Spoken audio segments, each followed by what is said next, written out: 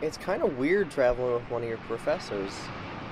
I mean, right out of the gate, you've got the obvious, I guess, power differential. Professors are kind of higher beings than us, little students.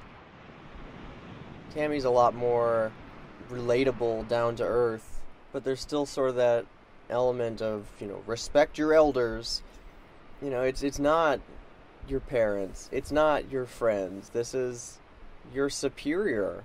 This is someone who absolutely and totally openly is monitoring you and grading you and evaluating you the entire trip. And that certainly isn't something that's passing through your brain actively, consciously the entire time. You're not sitting there going, I shouldn't do this because Tammy's watching me. But it's a whole different relationship. And that's something that just has to be felt out as you go. There's no easy way around it. You get on the plane as teacher and student, and you get off the plane still feeling like teacher and student. And at some point those lines start to blur, and frankly it'd be just awkward as hell if they didn't. I would feel incredibly uncomfortable spending 12 days in a foreign country with an air quotes teacher.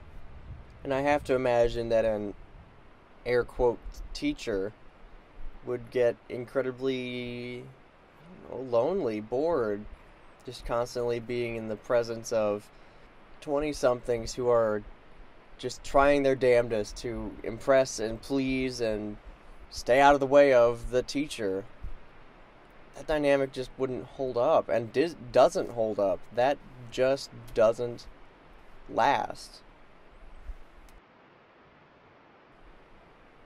I think very quickly we all just sort of melded into I don't know, it felt like a family unit to me. We've got two moms, and then a brother and a sister, and we all live in a nice little cramped apartment in Escazú, and we just sort of experienced the country together. And I think, especially after the volcano went off, that, for the first half you have this whole schedule and this whole rigorous plan of action, and everything's lined up.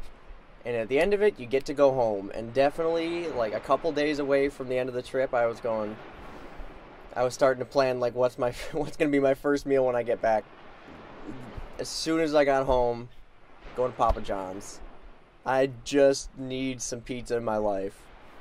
And then all that goes out the window as soon as the volcano goes off. Suddenly you're not planning anymore. You're not expecting anything anymore. You don't know how long you're going to be there. That's a completely different mindset. That's a major switch. And at that point, I just sort of accepted that for the foreseeable future, I guess, this was my home. This was my family. This was the currency I'd have to get used to. This was the language I was going to have to speak. Might as well get comfortable. Everyone else was very acutely aware of all the things that they were supposed to be doing, all the things that, oh no, I was supposed to be writing a paper.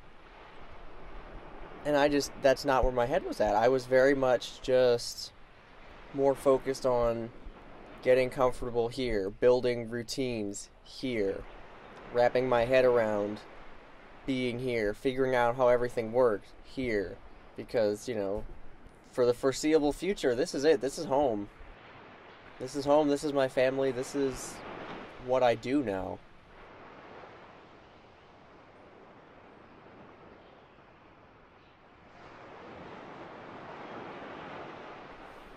The longer we stayed, the more I figured out the ways of Costa Rica and of our little family unit,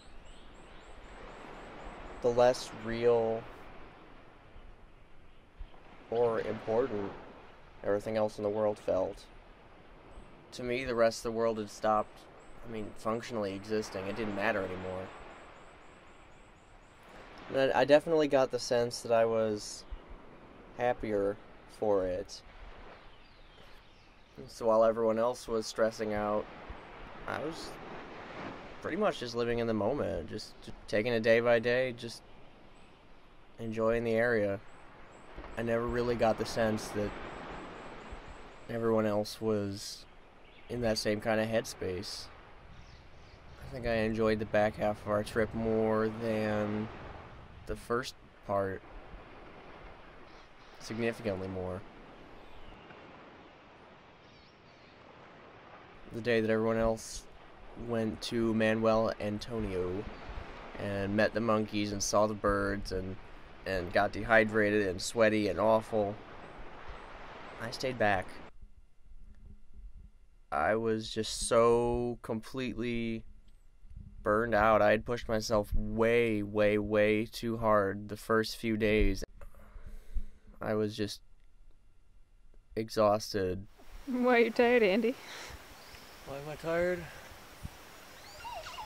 3-hour car trip, still catching up from jet lag. Yeah, go all day. But I really hated staying back.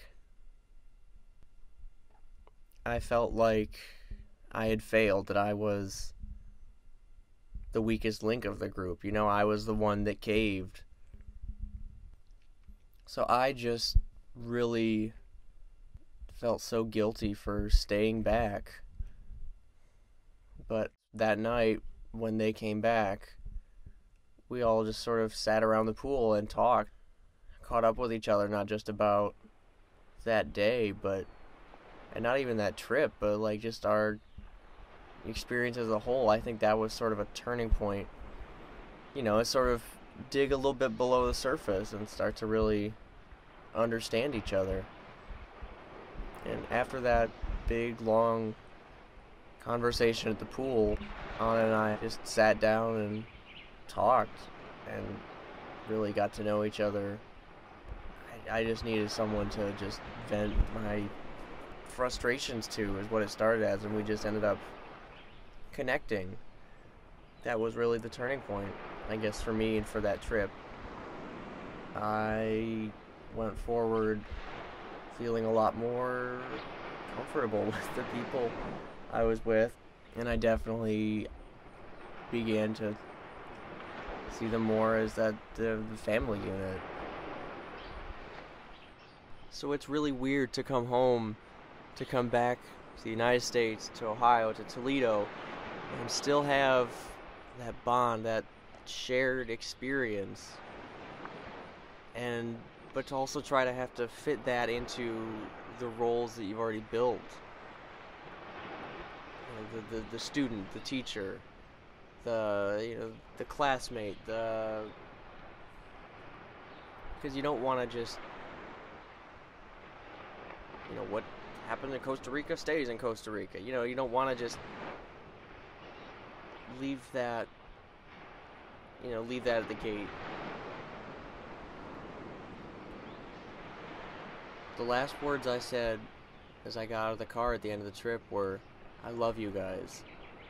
And I tried to pass that off as sort of jokey sentimentality, but really and truly I kind of knew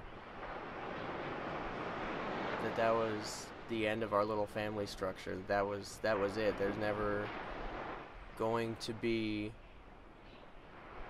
a situation or a time when those roles will ever play out the same way. There'll ever be just the four of us. So let me say it once more for the record. I love you guys. And you can be damn sure that after all we've been through, I think of you as family.